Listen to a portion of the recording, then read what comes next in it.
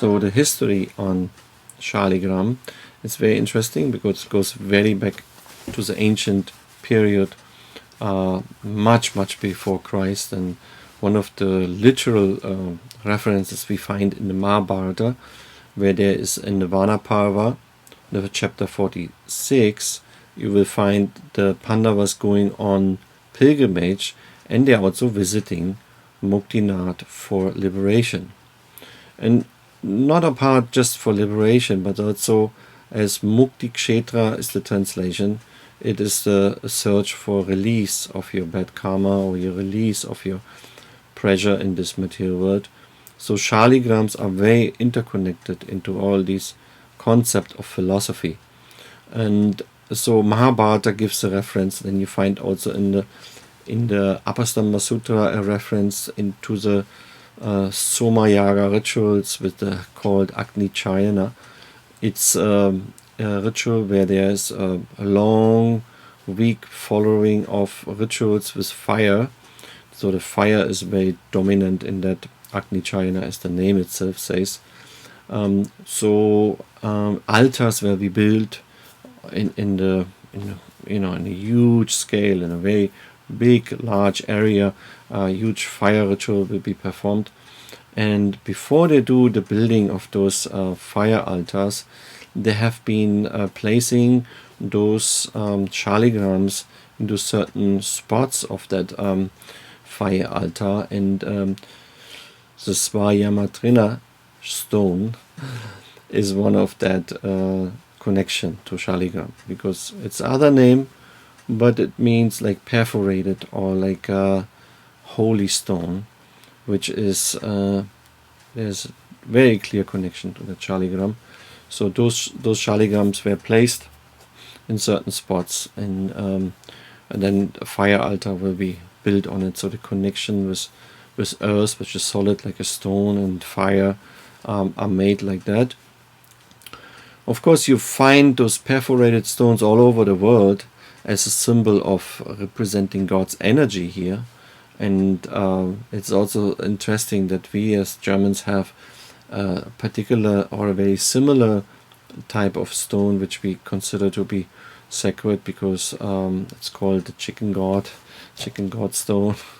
Also a perforated stone you can find on the ocean, and it brings good luck, and it represents protection also. So that is really ancient tradition of having those stones here in Germany. But the shaligram is much more than just finding a pebble on the ocean and seeing their god in it. But here the shaligram keeps or has that prevailed energy of God inside, and it marks and is shining in its form, will resemble different forms of God. Like Vishnu comes as an avatar, and he will have certain lakshanas, he will have certain weapons, a certain reason why he comes. Those will be reflected in that shaligram. So apart from the ancient references from the Mahabharata or the direct references in the Apastamba Sutra to the Vedas, we find much more informations in the Puranas. And in the Puranas, there are like certain Puranas which are particular findings on lakshanas, means different description on shaligrams, and also some very extraordinary stories on shaligrams, like how a Brahmin got a shaligram and then he was protected and he was invincible, and those stories you find in different Puranas, like Garuda Purana, you find in Brahma Purana, you find in Agni Purana, you find it in the Vishnu Damodara Purana, in the many other Puranas like Padma Purana, Skanda Purana. And so the lakshanas on the moti or on the shaligram is also given in those scriptures, but the lakshanas I will discuss much later in the videos. But here I just want to give you a framework that Puranas, which itself means very ancient, very old, are describing shaligrams, how benefit it is to have such a Shaligram, and how to appreciate it, to how to worship it. So Puranas encourage the worship of Shaligram, encourage the pilgrimage to Shaligram, which is the other name of Mukti, and so they're giving support to the concept of having Shaligram at home. Pancaratra text also supplying us a lot of information on Shaligram, like the Ishvara Samhita or the Padma Samhita, which give us further information on Shaligrams, which are being included in the ritual to Lord Vishnu. So the meditation with the Shaligram is a very essential thing, and we should consider to having a Shaligram at home as a very auspicious and a very blessing. So therefore, I always recommend for people who start to worship or want to learn about worship to go for that goal, to get Shaligram for your daily worship.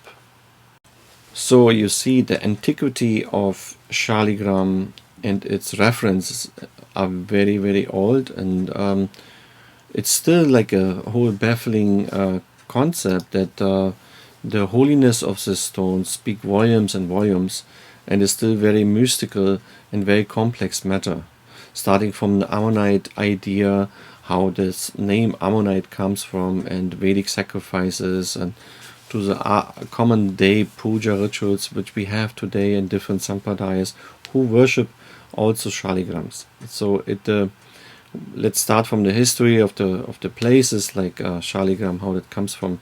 Then you divided the name itself, like you have Shala and you have Grama. The Shala is a tree, which is a reference to that Grama means a village. So it's an ancient village with a lot of trees there, from the Shal tree, you could say.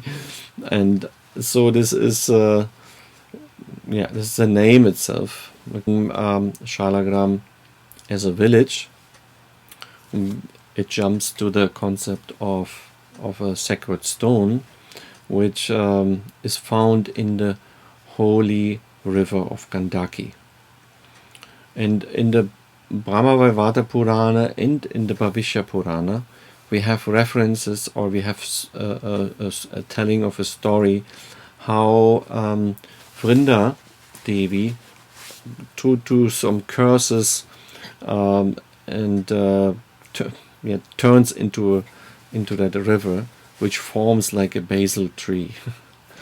Her form is like a basil tree, because when you like upside down basil tree, when you look from top, it has like 7 different springs. So that's like the root that comes to the main body of the tree, and then it turns again into Ganga in Patna, which is flowing finally into the ocean.